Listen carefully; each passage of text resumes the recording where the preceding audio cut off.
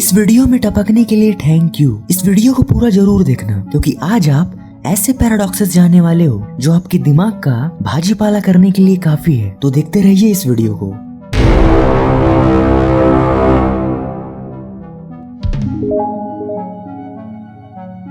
क्या आप भगवान पे विश्वास करते हो? अगर आप करते होगे तो आप ये भी मानते होगे कि भगवान सर्वशक्तिमान है, वो कुछ भी कर सकते हैं, राइट? तो ठीक है यार, मान लो कि आप भगवान के सबसे बड़े भक्त हो और आपकी भक्ति से प्रसन्न होकर भगवान आपको कुछ मांगने के लिए कहते हैं। जवाब में आप भगवान को एक ऐसा पत्थर बनाने के लिए बोलते हो जिसे वो खुद ही नहीं उठा सके। मान लो आपकी बात मानकर भगवान ने आपके लिए एक ऐसा पत्थर बना दिया जिसे वो खुद ही नहीं उठा पा रहे, तो भाई वो सर्वशक्तिमान नहीं कहलाएंगे क्योंकि वो खुद के बनाए पत्थर कोई नहीं उठा पा रहे। वहीं दूसरी तरफ अगर भगवान वैसे पत्थर को नहीं बना पा रहे जिसे वो खुद ही नहीं उठा सके, तो भी उस केस में भगवान सर्वशक्तिमान नहीं कहलाएंगे क्योंकि वो वैसा पत्थर नहीं बना पा रहे, राइट? मतलब भगवान वैसा पत्थर बना पाएंगे तब भी वो सर्वशक्तिमान नहीं कहलाएंगे और नहीं बना पाए तो भी वो सर्वशक्तिमान नहीं कहलाएंगे। कुछ समझ में आया क्या? The card paradox. इमेजिन करो कि आपके पास एक कार्ड है और आप उसे पकड़े हुए हो। आप देखते हो कि उस कार्ड के एक तरफ लिखा हुआ है, दूसरे तरफ में लिखी गई बात सच है। चलो इसे मान लेते हैं स्टेटमेंट ए। तो वहीं दूसरी तरफ जब आप उस कार्ड को पलटाते हो तो उस साइड लिखा होता है कि दूसरी तरफ में लिखी गई बात झूठ है। चलो इसे मान लेते हैं स्टेटमेंट बी। अब बात यह है कि अगर आप इस कार्ड की सच्चाई पता करने की कोशिश करोगे तो आप काफी बौखला जाओगे यार, क्योंकि अगर स्टेटमेंट ए अगर सच है जिसमें लिखा है कि दूसरी तरफ की बात सच है, तो इसके हिसाब से तो स्टेटमेंट बी भी सच होना चाहिए, राइट? लेकिन अगर स्टेटमेंट बी सच है तो स्टेटमेंट ए कैसे सच हो सकता है? चलो इस कंडीशन को उल्टा करके देखते हैं। मान लेते हैं कि दूसरा स्टेटमेंट सच है, मतलब स्टेटमेंट बी सच है जिसमें लिखा है कि दूसरी तरफ में लिखी गई बात झूठ है। लेकिन अगर ये सच है तो स्टेटमेंट ए मतलब दूसरे तरफ लिखा स्टेटमेंट कैसे झूठ हो सकता है? अगर आपको अभी भी समझ नहीं आया, बिल्कुल मजेदार है, खुद करके देखो इसे। कार्ड लो और कलाकारी करना शुरू कर दो।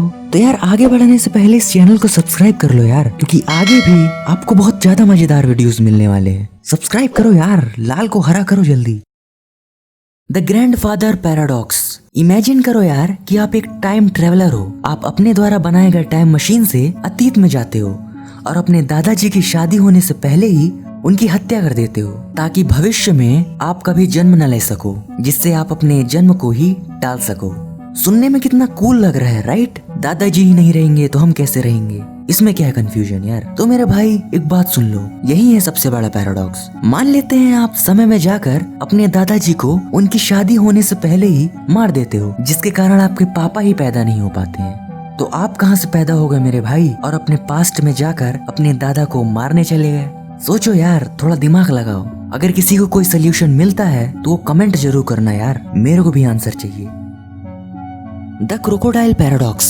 मान लो यार एक आदमखोर मगरमच्छ नदी के किनारे खड़े एक लड़के को दबोच लेता है। जैसे ही वो मगरमच्छ उस लड़के को पकड़ता है, उस लड़के की माँ उस मगरमच्छ से निवेदन करने लगती है कि उसके बेटे को छोड़ दो। लेकिन मगरमच्छ उस बेटे के माँ को कहता है कि अगर तुम मेरे सवाल का सही जवाब दोगी तो मैं तुम्हारे बेटे को छोड़ दूंगा। तो मगरमच्छ उस लड़के के माँ से सवाल पूछता है कि क्या वास्तव में वो उसके बेटे को छोड़ेगा या नहीं छोड़ेगा। तो मेरे दोस्त यही सबसे बड़ा पैराडॉक्स है, क्योंकि अगर उसकी माँ ये जवाब देती है कि मगरमच्छ उसके बेटे को छोड़ देगा और अगर ये जवाब सही भी होता है तो मगरमच्छ अपनी बात से पलट जाएगा और बोलेगा तुम गलत हो, मैं इसे नहीं छोड़ने वाला था, और उसे खा जाएगा। तो वहीं दूसरी तरफ अगर उसकी माँ ये जवाब देती है कि वो उसके बेटे को नहीं छोड़ेगा, तब भी अगर ये सही जवाब होता है और मगरमच्छ सचमुच में उसे नहीं छोड़ने वाला था, तो भी वह अपने बात से पलट जाएगा और बोलेगा कि तुम गलत हो, मैं तो इसे छोड़ने वाला था यार।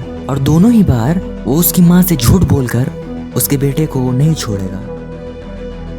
Ship of thesis paradox. मान लो आपके पास एक पुरानी जहाज है और उसकी हालत बहुत खराब है। ये देखकर आप उस जहाज की मरम्मत करने की सोचते हो और समय समय में उस शिप में लगी पुराने पार्ट्स को नए पार्ट्स से बदल देते हो, मतलब उसमें नए पार्ट्स लगा देते हो। आप ऐसा धीरे धीरे करके अपने उस पुराने शिप की सारे पुराने पार्ट्स को नए पार्ट से बदल देते हो। बाद में आप उन पुराने पार्ट्स को असेंबल करके एक और शिप बना लेते हो। तो मेरा सवाल ये है कि यार इन दोनों शिप में से आपका ओरिजिनल शिप कौन सा है? पहला वाला जिसमें आपने नए पार्ट्स लगाए हैं या दूसरा वाला जिसको आपने पुराने पार्ट से बनाया है? मिलते हैं आपको एक नई वीडियो में, तब तक के लिए सब्सक्राइब करके घंटी बजा के रखना। इस वीडियो को पूरा देखने के लिए आपका थैंक यू।